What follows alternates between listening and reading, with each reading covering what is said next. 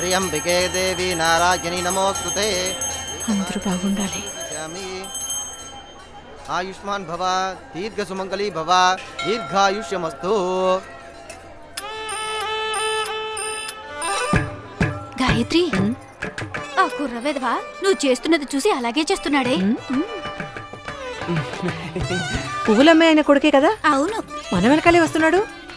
స్వామి, ఇవాళ నేను కోరుకున్నవన్నీ తప్పకుండా జరగాలి.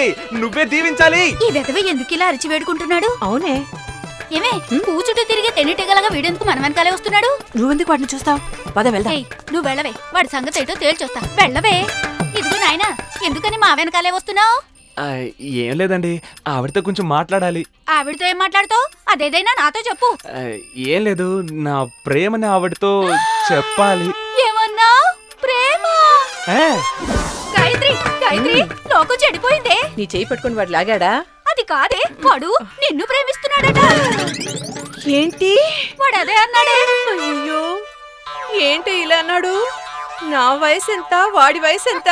ఈ కాలం పింజారీ వెదవులకి ఆంటీల మీదే మోజెక్కు కొనుక్కుంటా. ఊరుకోవే, బుద్ధి లేని మాటలు నువ్వు. అపచారం అపచారం. ఇంటికెళ్ళి స్నానం చేయాలి. గుడికెళ్ళి నీ ప్రతాపం చూపిస్తే పారిపోకుండా ఏం చేస్తారు చెప్పు. ఈసారి ఒంటరిగా వచ్చినప్పుడు పికప్ చేయవేలో.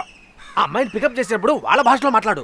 వాళ్ళ భాషలో ఎట్లా మాట్లాడేదన్నా? ఏం లేదురా, ఇలా రండి, అలా పొండి, భోజనం చేశారా, ఇంట్లో అందరూ బాగున్నారా, ఏం చేస్తున్నారు, ఎక్కడికి వెళ్తున్నారు, ఇలాంటివన్నీ కూడా నువ్వు మాట్లాడే వాటిలో అక్కడక్కడ ఇరికించావు అనుకో.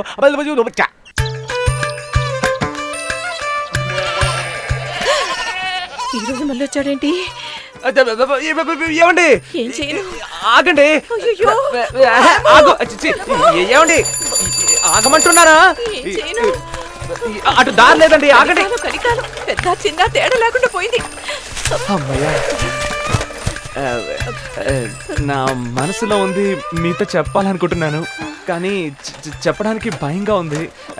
నేను ఎవ్వరికి భయపడను, కానీ మనసులోకి ప్రేమ రాగానే నాకు మిమ్మల్ని చూస్తుంటే నాలుక తడబడుతోంది.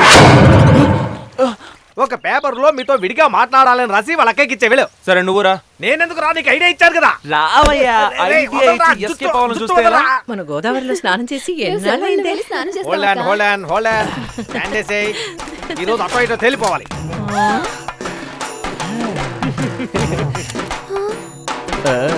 అబ్బా, వీడేంటి లెటర్తో వచ్చేసాడు? వీడెందుకు వచ్చాడు? బాను ముందు వీడు ఏమన్నా వాగాడు అనుకో, నా పరువు గోదావరిలో కలిసిపోతుంది. ఇచ్చినారా? అలాగేనా? అక్క, నువ్వు వెళ్ళి గోదావరిలో స్నానం చేసిరా, నేను ఇంటికి వెళ్ళి స్నానం చేస్తాను. సరే, పో. వెళ్ళిపోదాం. మనం ఇలా వెళ్ళిపోతాంరా. ఏంటి వెళ్ళిపోతున్నారు? దేవుడు ఉన్నాడే, బానుని వెళ్ళేలా చేశాడు. వదిలి పెడతామా? అటు ఇటు తేల్చుకుంటాం కదా. ఏమే, ఈ పోస్ట్ మ్యాన్ ఎందుకే మనకడ్డు పడుతున్నాడు? ఒకవేళ వాడు నీకు లైన్ ఇస్తున్నాడు ఏమోనే. ఏంటి రియాక్షన్? అయ్యో, నీకు పెళ్లి కాలేదనుకో నీ చుట్టూ తిరుగుతున్నాడేమో.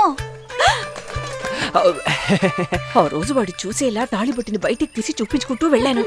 అలా వెళ్ళినప్పుడే 4 తగిలించుంటే భయపడి పారిపోయేవాడు. నువ్వు ఉండవే.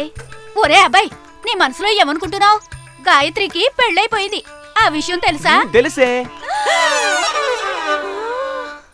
రే వెధవా, ఈ విషయం వాళ్ళ ఆయనకి తెలిస్తే ఏమవుతుందో తెలుసా? దీన్నెందుకు ఆయనతో చెప్పడం, మన మధ్య రహస్యంగా ఉంచుకుందాం.